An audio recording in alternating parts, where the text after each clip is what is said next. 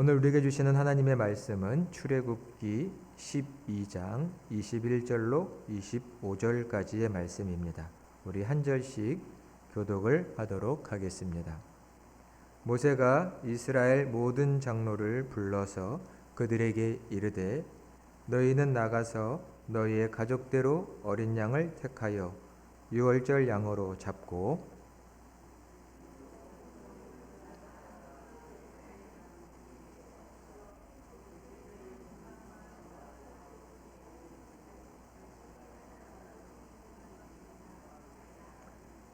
여호와께서 애굽 사람들에게 재앙을 내리려고 지나가실 때에 문 임방과 좌우 문설주의 피를 보시면 여호와께서 그 문을 넘으시고 멸하는 자에게 너희 집에 들어가서 너희를 치지 못하게 하실 것임이니라.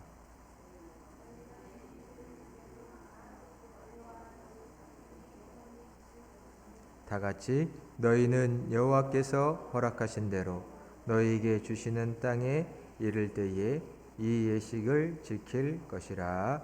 아멘. 할렐루야. 오늘도 주님의 말씀이 우리에게 새 믿음과 결단 주시기를 간절히 축원합니다. 오늘은 대림절 넷째 주일입니다.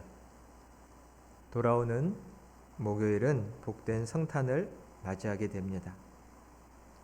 대림 시기를 보내시면서 다시 오실 예수님, 이 땅에 우리를 구원하러 오신 예수님을 기다리시고 소망하시기를 간절히 축원합니다.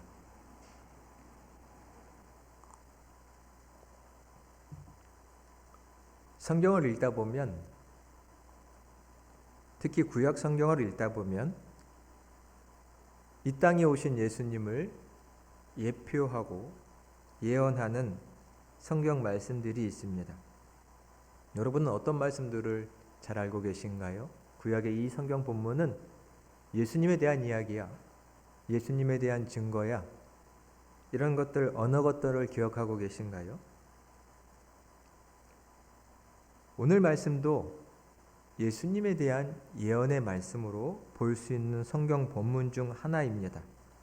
물론 그 관련성을 모르신다 할지라도 오늘 성경 말씀은 특별히 이스라엘의 출애굽과 관련된 매우 재미나게 읽었던, 묵상했던 그런 사건이 기록된 성경 본문이기도 합니다. 아브라함의 자손들, 더 정확히 말하면 야곱의 70명의 가족이 이집트로 넘어갔었죠. 그곳에서 처음에는 요셉이 총리로 있을 때는 어려움 없이 살았던 이 야곱의 가족들이 요셉이 죽고 요셉이 모르는 사람들이 왕이 되고 또 고관이 되자 이 히브리 민족들은 점점 박해를 받게 되었죠. 이집트에서 무려 430년이라는 긴 시간 동안 어려움과 고초를 당해야 했습니다. 종으로 살았고요.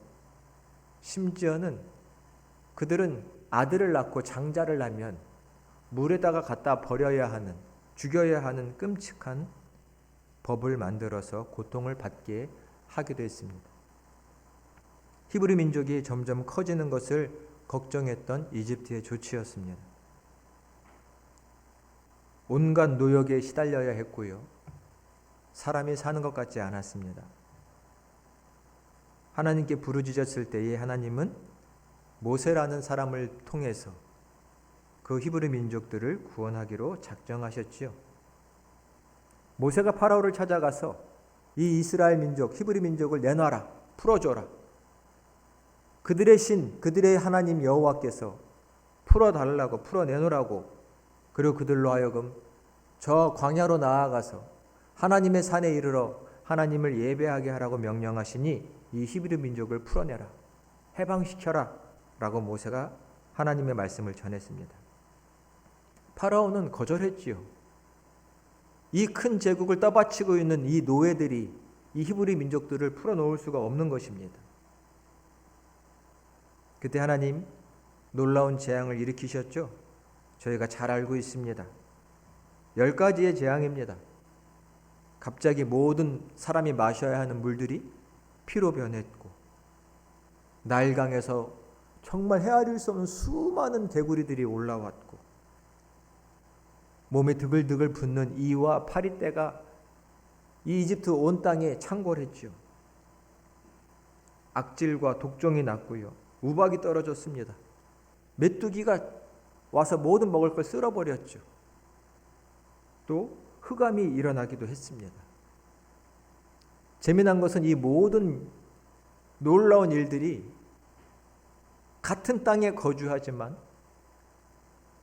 이스라엘 히브리 민족들에게 나타나지 않고 이집트인들에게만 이 재앙과 같은 일들이 벌어졌다는 겁니다. 그러함에도 이 파라오는 점점 마음이 완악해져서 하나님의 말씀에 순종할 생각을 갖지 못했습니다. 그 또한 하나님의 섭리였지요. 하나님의 마지막 권능을 보여주시기 위한 것입니다. 이 마지막 권능을 통해서 구원의 길은 오직 하나님께만 있다는 것을 이 히브리 민족들에게 가르쳐 주시기 위함이기도 합니다. 이 마지막 재앙이 뭐였죠? 잘 아는 것처럼 장자의 모든 첫 태생의 죽음을 가리킵니다. 오늘 보면 앞장인 11장부터 이 내용이 이어집니다. 모세가 하나님의 경고를 파라오에게 전달합니다. 여호와께서 말씀하시기를 밤중에 내가 애굽 가운데로 들어가리니 애굽 안에 있는 모든 처음 난 것은 왕위에 앉아있는 바로의 장자로부터 맷돌 뒤에 있는 몸종의 장자와 모든 가축의 처음 난 것까지 죽으리니 애굽 온 땅에 전무후무한 큰 부르짖음이 있으리라. 모든 처음 난 것들은 동물에서부터 모든 사람, 심지어는 파라오의 왕세자까지 다 죽을 거라는 겁니다. 아니 누가 감히 파라오의 왕세자를 건드리고 죽일 수 있겠습니까? 하나님은 그렇게 하실 수 있죠. 마지막 권능, 마지막 재앙은 이것입니다. 모든 첫 태생을 다 죽일 거다. 그러나 파라오의 마음은 잘 돌아서지 않습니다. 근데 오늘 본문에서 중요한 건 이겁니다. 앞에까지 9가지 재앙은 하나님께서 알아서 이스라엘 백성들에게는 그 재앙이 미치지 않게 하셨거든요. 그런데 이 마지막 재앙은 이스라엘 백성도 가만히 있으면 다 이 첫 장자의 죽음에서 피할 수 없다는 것입니다. 가만히 있으면 죽음의 사자가 임했을 때 모든 첫 장자가 다 죽어갑니다. 그런데 하나님께서는 피할 길을 열어주셨습니다. 이것이 중요하지요. 하나님이 첫 태생의 죽음, 모든 장제의 죽음을 피할 길을 열어놓으셨고 이것을 믿고 따르면 죽지 않게 되는 것입니다. 그 구원의 길, 피할 길은 어린 양이라고 나와 있습니다.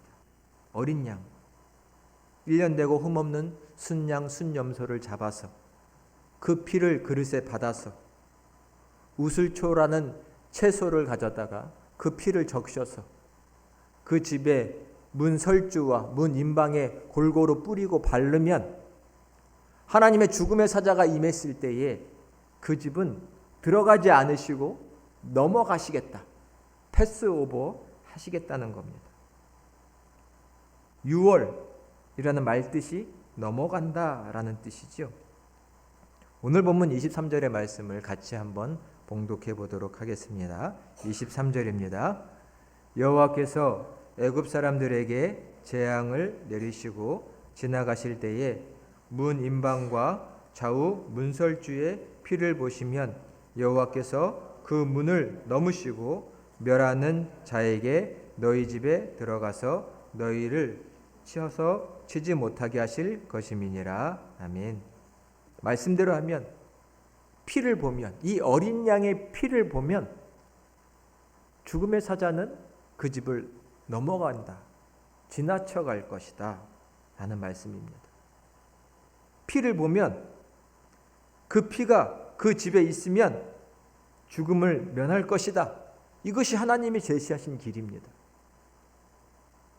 그 피를 보면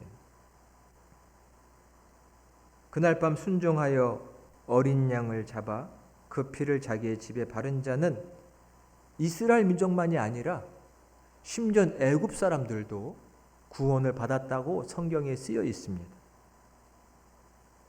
이미 9가지의 재앙을 경험한 이집트인들 중에도 히브리 민족의 신을 두려워하여 어떻게 하면 우리가 살겠느냐 서로 묻고 얘기하지 않았겠습니까? 하나님이 이 지시를 따른 이집트인들은 그들도 생명을 구원할 수 있었습니다. 신약 성경에서는 우리의 구주 예수님을 오늘 본문에 있는 이 어린 양, 희생당한 어린 양을 예수님이라고 증거하고 있습니다. 예수님이시다. 성경에 보면 예수님보다 더 먼저 이 땅에 와서 하나님의 일을 열심히 한 하나님의 선지자 사람이 있으니 그 이름은 세례자 요한이지요. 세례 요한은 요단강에서 물로 세례를 베풀면서 사람들에게 회개하고 돌이켜서 하나님께 돌아오라고 말했죠. 많은 사람들이 세례 요한을 하나님의 사람으로 인정했습니다. 마치 엘리야와 같은 사람으로 여겼습니다. 그 세례 요한이 예수님을 보면서 뭐라고 말했지요? 나보다 내 뒤에 오실 분이 계신데 그분이 얼마나 훌륭하신지 나는 그분의 신발끈을 묶어드리고 풀 자격도 없다. 당시에는 신발끈을 묶어 풀어주는 게 종들이 하는 일인데요. 그것도 할 자격이 없는 사람이라고 말하면서 예수님을 높였습니다. 근데 그 세례자 요한이 예수님께 뭐라고 말했죠? 예수님이 자기에게 세례를 받으러 나오실 때 세례자 요한이 뭐라고 말했죠? 보라, 세상 죄를 지고 가는 하나님의 뭐였죠? 어린 양이다 라고 말했죠. 세례자 요한이. 세상의 죄를 지고 가는 하나님의 어린 양이다. 어린 양. 어쩌면 이 세례자 요한의 증언을 우리는 확 와닿지 않을 수 있겠지만 유대인들은 그렇지 않았을 겁니다. 유월절마다 어린 양을 잡아 죽이는, 그래서 이스라엘 민족을, 히브리 민족을 구원하신 하나님을 기리며 기억했던 유대인들은 예수님을 가리켜 세례자 요한이 하나님의 어린 양이다 라고 말했을 때 그 뜻이 남달리 느껴졌을 겁니다. 유월절에는 보통 자기 집을 위해서 자기가 양을 준비합니다. 근데 세례자 요한은 예수님을 가리켜 하나님의 어린 양이라고 말합니다. 하나님이 준비하신 어린 양이고요. 다른 양은 필요 없다는 겁니다. 세상의 모든 죄를 지고 담당할 하나님의 어린 양이다.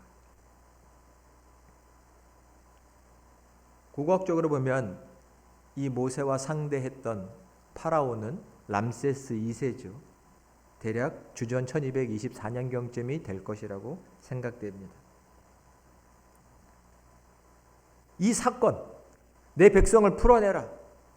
그리고 마지막 재앙, 어린 양을 잡아서 집에 문설주와 임방에 바르는 이것은 바로 이 세상 죄를 지고 가는 하나님의 어린 양 예수 그리스도를 예표하는, 예언하는 귀한 사건이라는 것입니다.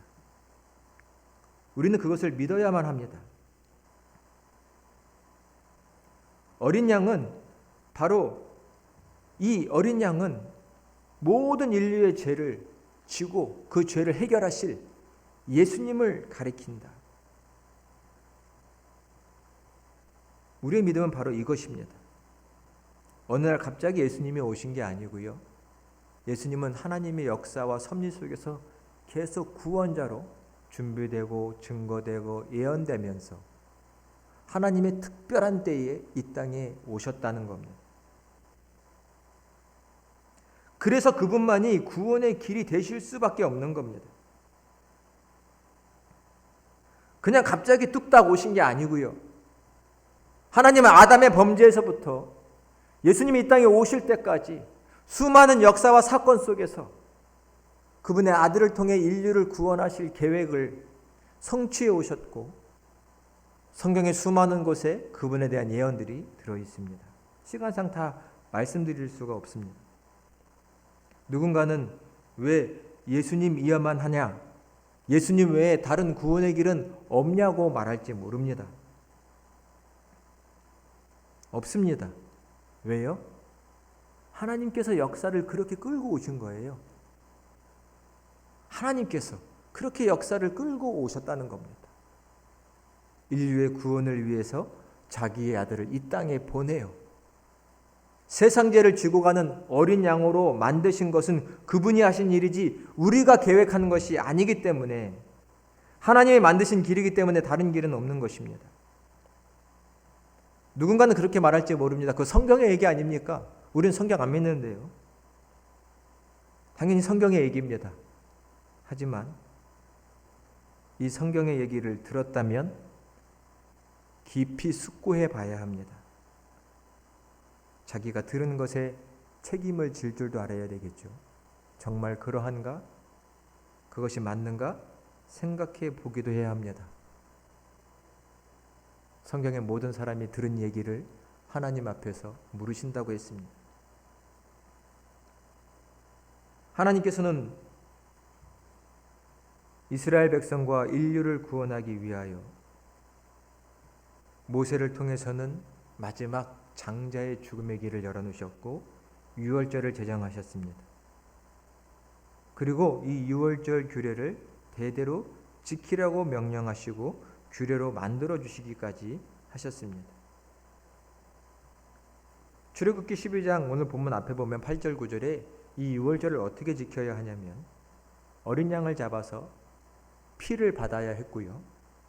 또 그 어린 양의 고기는 구워서 먹어야 하는데 무교병, 즉 누룩이 들어가지 않은, 발효되지 않은 빵과 쓴 나물과 함께 서서 먹어야 했고요.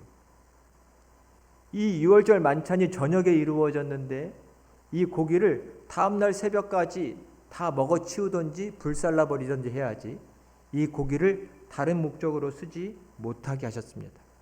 이 유월절 어린 양은 온전히 그들을 구원하는 희생의 목적으로만 써야 했던 것이죠. 이 규례를 꼭 지키라고 이스라엘 백성들에게 말씀하여 주셨습니다. 그리고 그 규례 중에 한 가지 특별한 것이 있는데요. 출애굽기 12장 46절 말씀입니다. 우리 자막을 통해서 한번 같이 봉독해 보도록 하겠습니다. 한 집에서 먹되 그 고기를 조금도 집 밖으로 내지 말고 뼈도 꺾지 말지며. 아멘. 유월절 어린 양을 잡아 먹고 또 그것을 해결해야 하는데요. 특별한 규례가 있으니 뭐예요? 그 뼈를 꺾지 말라는 것입니다.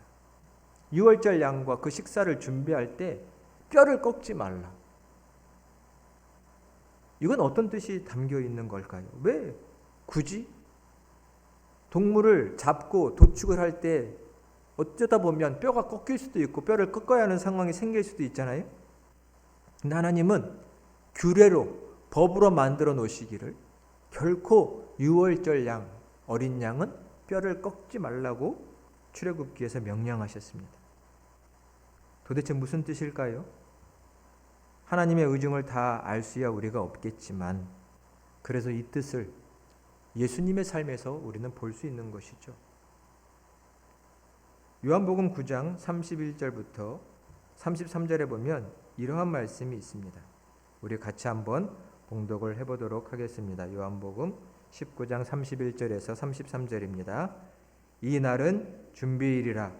유대인들은 안식일에 큰 날이므로 그 안식일에 사람들을 십자가에 두지 아니하게 하려 빌라도에게 그 다리를 꺾어 시체를 치워달라 하니 군인들이 가서 예수와 함께 못 박힌 첫째 사람과 또 그 다른 사람의 다리를 꺾고 예수께 이르러서는 이미 죽으신 것을 보고 다리를 꺾지 아니하고. 아멘.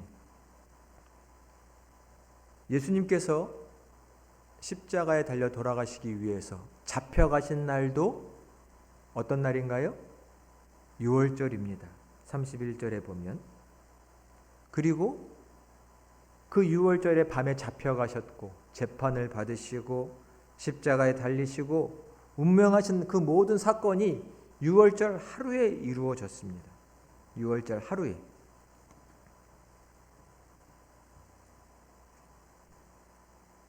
당시에 유대인들은 예수님을 죽이려고 했지만 예수님을 메시아로 따르는 사람들이 많이 있었기 때문에, 특별히 명절에 사람들이 예루살렘에 많이 모여 있어서 이날은 예수님을 죽이지 말자고 서로 상의하고 결정까지 했습니다. 이날에 괜히 저 예수라는 사람 죽였다가 소동이 일어나면 불편한 상황이 연출되고 우리가 원하는 것을 할 수 없을 수도 있으니 6월절에는 결코 그 일을 하지 말자고 했는데 하나님은 그렇게 역사를 이끌어 가십니다. 왜요?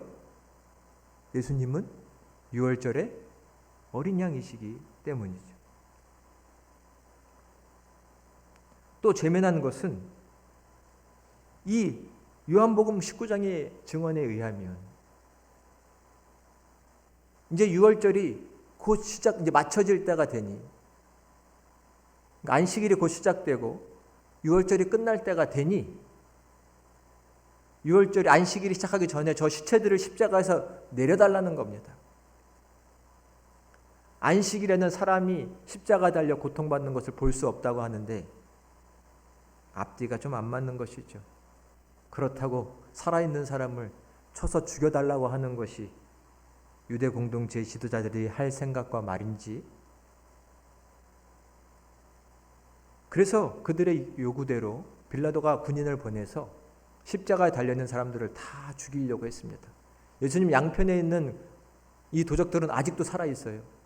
그래서 그 다리를 쳐서 꺾어서 피가 나게 해서 죽였습니다. 그리고 예수님 다리도 꺾으려고 치려고 했더니 예수님이 죽어 계신 거예요. 에이 모르겠다, 귀찮다, 그냥 다치자 할 수도 있는데 성경에서는 예수님이 죽어 있는 것을 보고 그 다리를 꺾지 아니하고 옆구리에 창만 찔렀다, 죽었는지 확인했다라고 되어 있죠. 왜 굳이 성경이 이것을 기록하고 있느냐라는 겁니다. 예수님의 다리는 꺾지 않았다. 왜 성경에 이것을 기록하고 있느냐라는 것이죠. 왜 이게 이렇게 기록될 만큼 중요하냐라는 것은 우리가 앞에서 살펴본 것처럼 6월절의 어린 양은 그 뼈를 꺾지 말라 라는 하나님의 명령이 영원한 6월절의 어린 양이 되시는, 모든 죄를 사하시고 구원하시는 참된 어린 양이 되시는 예수에게서 온전히 성취되었다는 것을 성경이 증언하는 것이지요. 어떻게 그렇다고 생각이 드시나요? 우리는 성경 말씀을 정말 깊이 마음을 다해서 대해야 합니다. 주님에게 이뤄진 이 모든 일들이 이미 하나님의 섭리와 계획 속에서 다 이루어져서 이 땅에 성취되었다는 것이고, 그래서 예수님은 이 땅의 유일한 구원자가 되신다는 말씀입니다. 예수님은 유일한 구원자가 되신다는 것이죠. 우리 기독교인들이 잘 알고 있는, 또 자주 보는 기독교 어떤 성화 그림들, 아마 가장 유명한 게 있다면 저는 아마 레오나르도 다빈치의 최후의 만찬이지 않을까 싶습니다. 한번 사진 보여주시면, 여러분이 뭐 모르시는 그림은 아니지만 이 그림을 보면 저는 두 가지가 좀 아쉬운 게 있습니다. 뭐가 아쉽냐면, 첫 번째는 예수님이 제자들과 저렇게 식탁에 쫙 앉아 있다는 게 좀 아쉽습니다. 당시 유대인들은 식탁에 앉아서 밥을 먹지 않았습니다. 땅바닥에 앉아서 먹거나 옆으로 기우뚱 비스듬하게 누워서 먹거나 이랬지, 저렇게 식탁과 의자에 앉아서 밥을 먹는 문화가 아니었습니다. 근데 왜 저렇게 그렸을까요? 저 그림을 그렸던 15세기의 문화가 저렇게 반영된 것이죠. 제대로 그린다면 저렇게 그리면 안 되고 바닥에 누워서 앉아서 밥을 먹는 그런 그림으로 그리는 게 맞습니다. 더 아쉬운 건 저는 저 그림의 제목입니다. 물론 제목이야 그린 사람 마음대로 정하는 게 맞지요. 그지만 최후의 만찬이라는 제목은 조금 저는 아쉽다고 생각됩니다. 왜냐하면 성경의 의미가 잘 담겨 있지 않습니다. 최후의 만찬? 예수님과 제자들은 언제 식사한 걸까요? 누가 예수님께 제자들하고 식사 좀 하세요.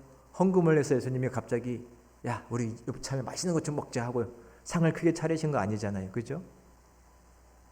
아니면 내가 이제 이곳을 떠나야 하니 너희를 떠나야 하니 마음이 좋지 않구나. 우리 마지막으로 식사를 하자.